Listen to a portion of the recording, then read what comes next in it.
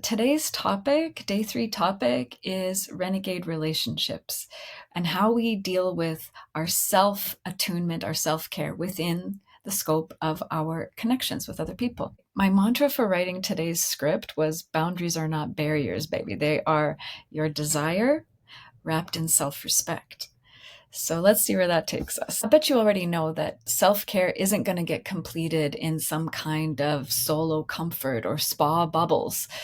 It's going to flow and maybe even leak into your voice, the way you write your texts, your libido, those eye rolls that you're not even aware you're doing, and in your breath before you speak. And while meditation is beautiful and soothing, it's a beautiful element of self-care for many people. You just can't mantra or ujjayi breathe your way out of a midstream trigger bomb. You need badass levels of relational skills to take care of yourself and all those power collapsing patterns of people pleasing or over functioning or over explaining yourself. Those habits that you learned will keep you stuck in perfection curses that are going to cost you your peace. So today's point is that self-care is also relational. It's choosing this art of honesty over harmony, or presence over pretending, or compassion, self-compassion instead of control. And it's not because you're some kind of brat or selfish in some way. It's because your wisdom knows. Your desire has grit. And so we all need relationships that have integrity. You know what I mean? Self-care that endorses intimacy.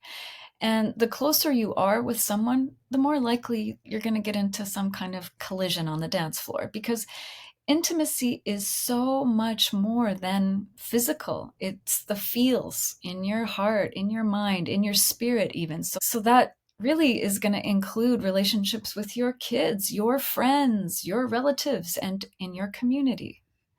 And the magic of that all is that the care you cultivate within one relationship, it's going to ripple into all of them. So once upon a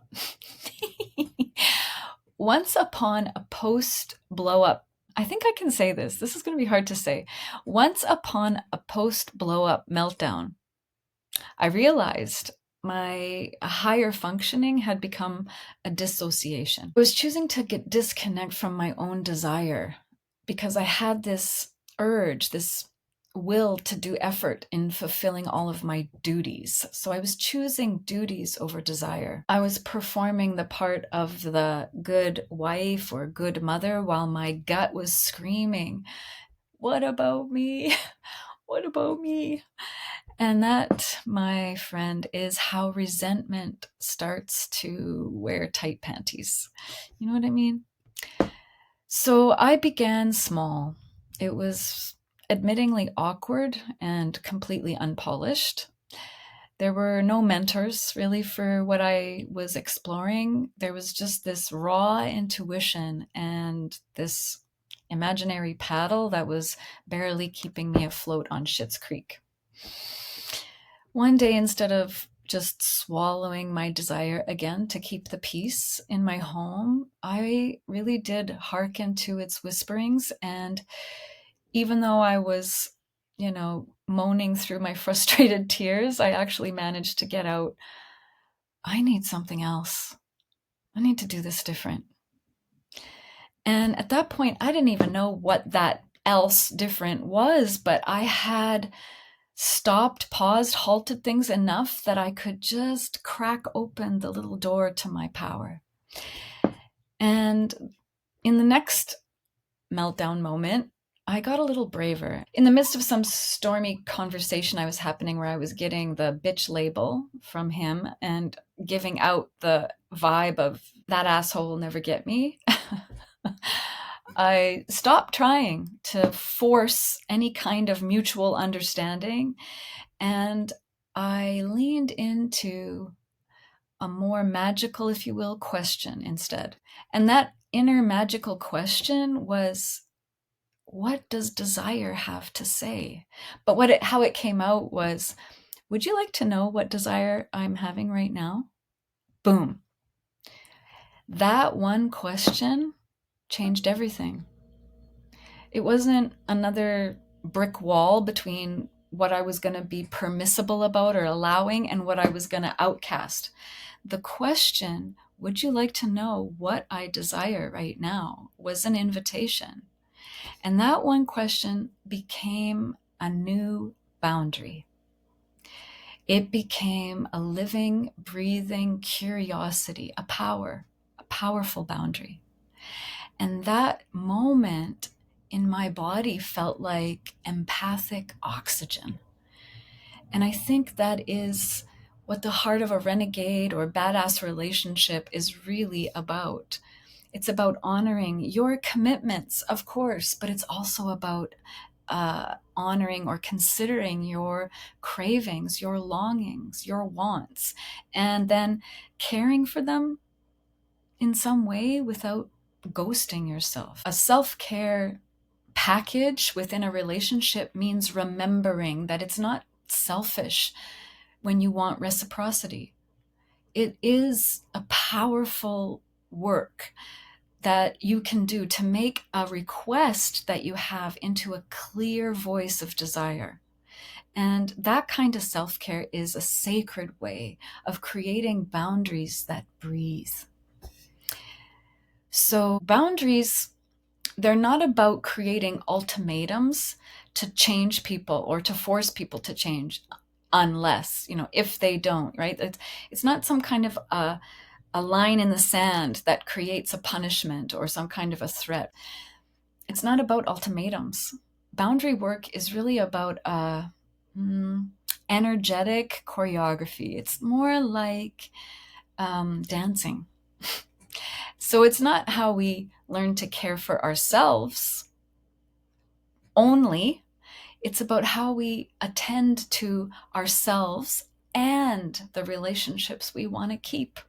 You can't really do boundary work if you're not in any kind of a relationship, right? What would the point be? So boundary work, relationship works, and self-care work, they all overlap into how we're going to tune our emotional strings to harmonize, not to harden and get more rigid or get more demanding or, more lonely in effect. So we, in our self-care circle, we did 2 little mini ritual practices. The first one was something what I would call like a desire list, but this time it was applied to relationships. So you might want to do this right now. You can pause the video, grab your journal and some curious ink and come back. So let's assume you're ready to go. And what the exercise is to write down 3 desires that you really can't fulfill without a partner. You really need someone to contribute to fulfilling that desire. 3 little desires. So pause, do that, come back. Step 2 is to then close your eyes maybe or get into a meditative state, and you're going to breathe that imagining of those 3 desires actually coming true and letting your body respond with how it will feel in the place of fulfillment. So you're going to tune into your body itself, your chest, your belly, but also your soul, and let that imagination, even if you can just do it for 1 minute, shimmer. That in itself is a self-care practice. So do that and come back. And then for step 3, beside each of those desires, what we did was we wrote a simple question that we could use to invite partnership.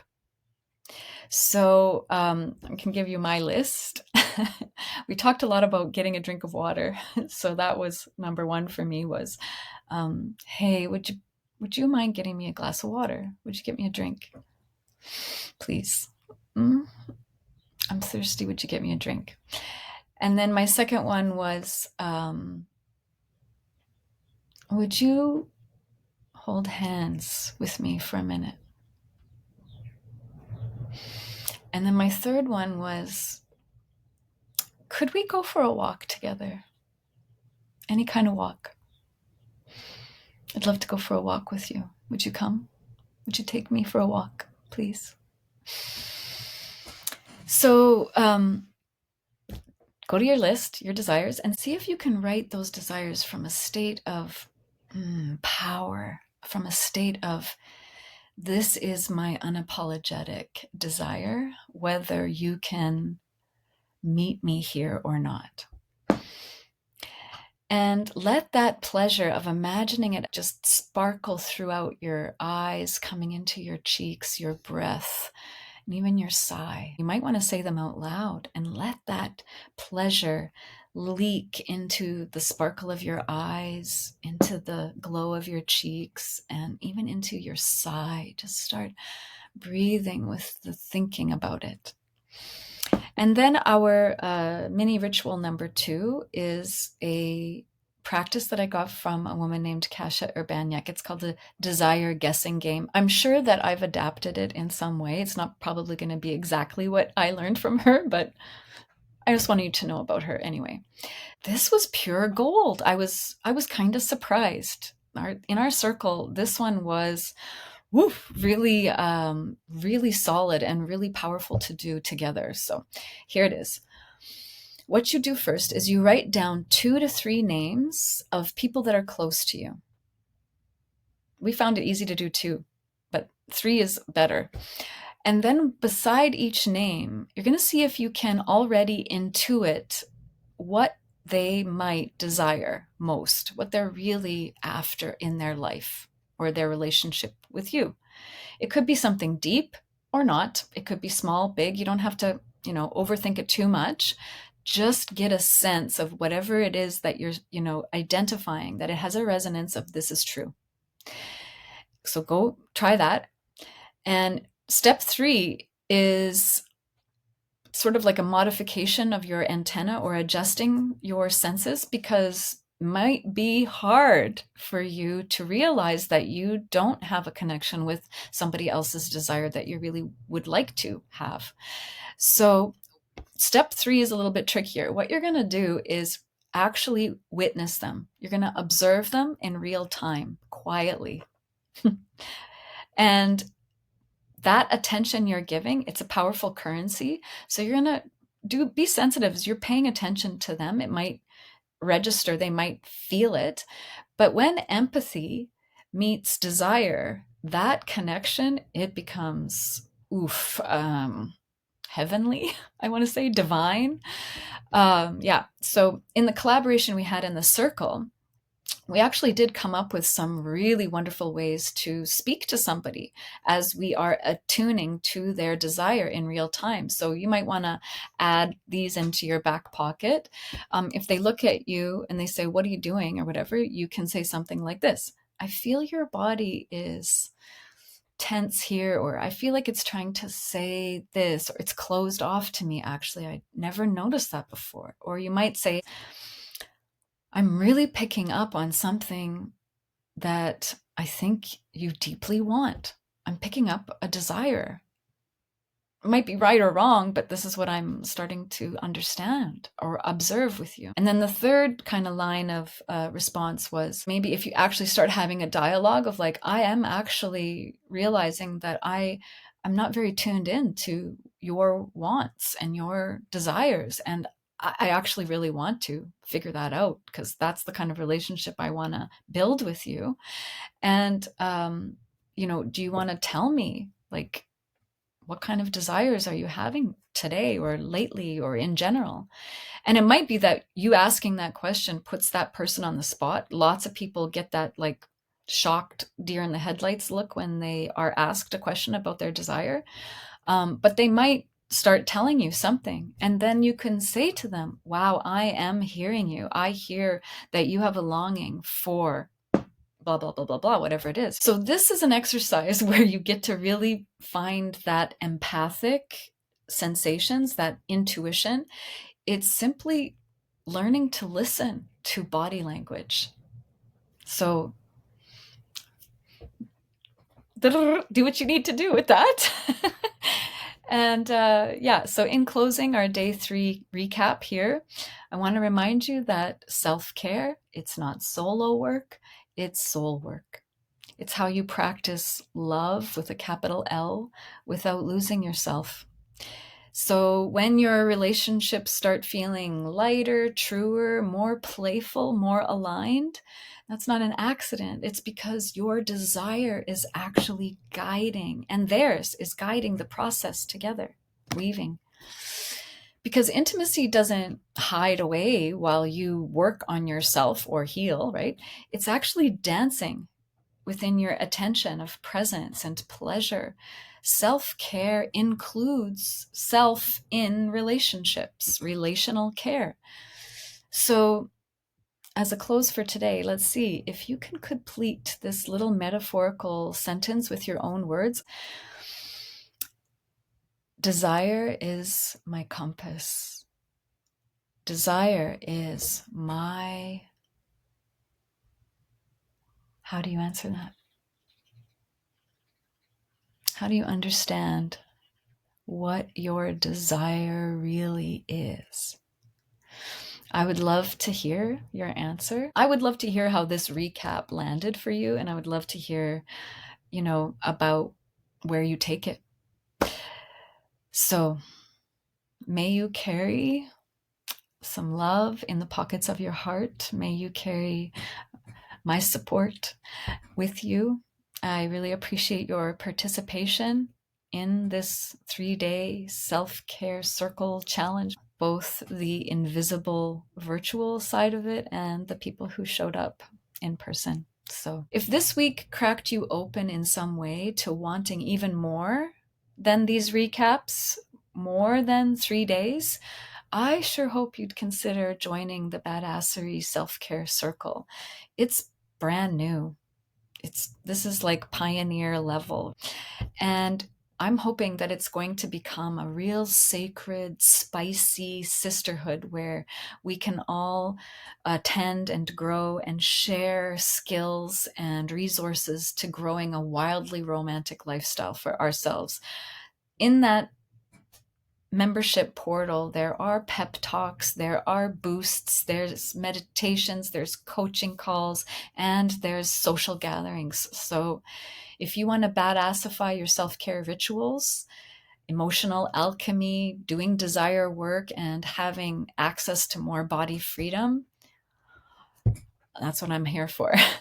So with a little wink and full belly laughs, that's what I wish for you today. Just a wish that you can badassify your self-care and your love life all around.